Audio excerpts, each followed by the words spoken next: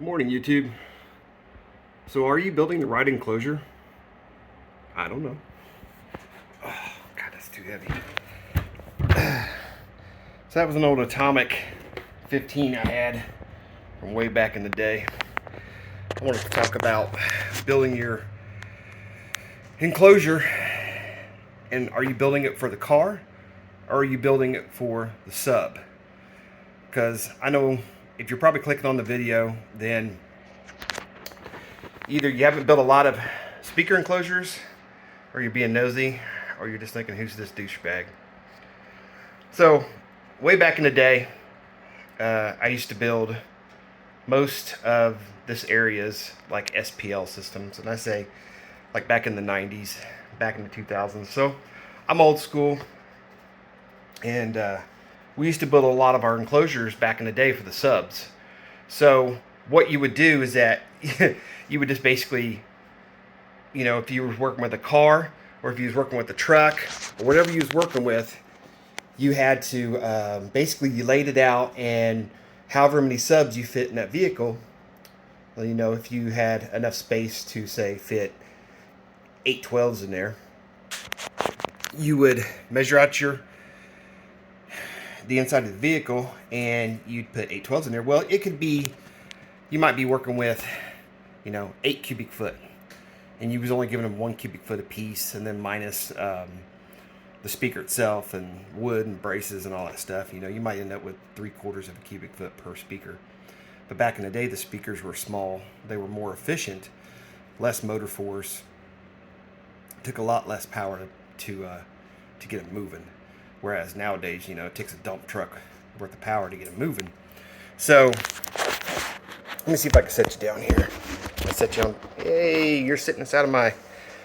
There we go. You're sitting inside of my 15. Awesome. So, when I say, are you working for your speaker or are you building for your vehicle? It depends on what you want to do. If you want to do first you need to measure your vehicle out and see how much space you have to work with. That's the biggest thing. If you're going to have a car, you're not going to have as much room. You're going to need either to go with 1, maybe 2 subs, and then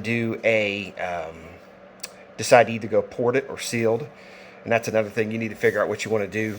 Do you just want loud bass? Do you want to go ported?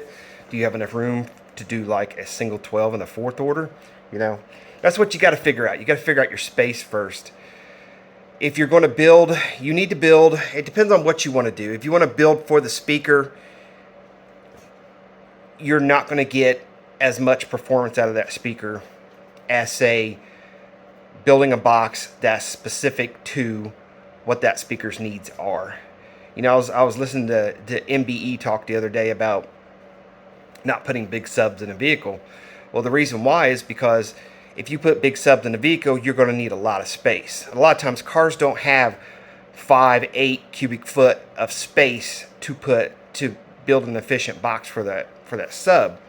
If you want to go, 2 8s, you can get along a lot better with 2 8s in the optimum box than you can, say, 115 in a box that's half the size that it needs. So you get those people that say, my buddy's got 2 12s that sound like 15s. Well, no, 15s sound like 15s, 12s sound like 12s. Maybe you've heard a set of 15s that kind of sounded like crap, and you heard a set of 12s that sounded really good. So it depends on what you want to do. First things first, measure out your space. It depends on how much space you have. Then decide what woofers you want to use. If you already have something, like I got 4 of these Atomic 15s sitting on the shelf from $299, I think $19.99.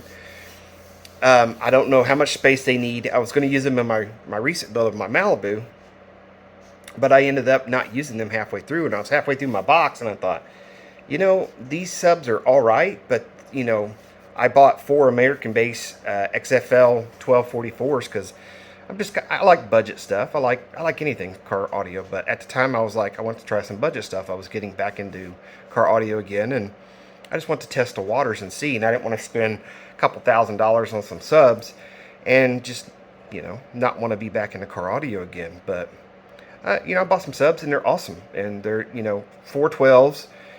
The box is too small for them. It is. I built for the car because I had limited space. I probably should have, instead of buying four, should have bought two. I could have put two in a box. I still can go back to two, but four is better than two, right? But that's it's going to depend on what you want to do.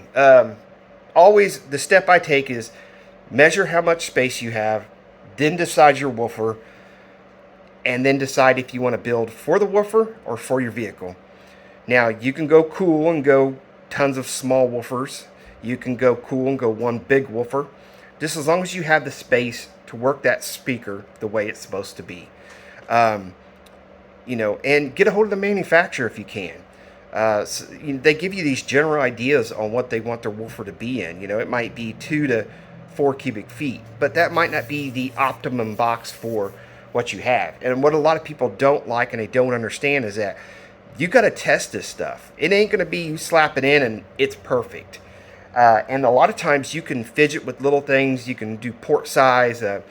You may get in there and think 30 hertz is you want those lows. You want to float bricks and babies in that thing, which is cool if that's what you want to do. But then you realize up top it has nothing, or it might be too peaky for you and you want to go lower. You want a wind machine. So listen to different people's systems too. Just go out and listen to their stuff.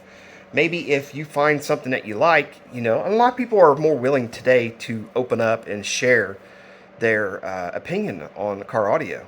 Whereas back in the day when I was back in my early or late teens and early 20s, guys were secretive of their combinations. They would, I've told this story before. They'd literally slam the door in your face. I was standing at finals one year, and I walked up to his truck, and I'm just looking at it. I'm thinking, there's 40 amps, 50 amps in this thing, and I'm like, oh my God, this dude must have paid a fortune for these things. And he walks behind me and reaches around me and slams the doors in my face. And I just kind of turned around and looked at him like, what the hell was that for? And realized that, guys don't want their system. They don't want you to know what they got.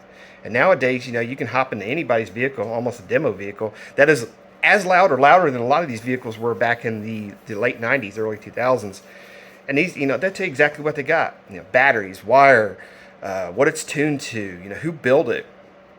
You didn't get that kind of information back in the day. And there was no internet, so there was really no way of sharing this kind of information even if you wanted to.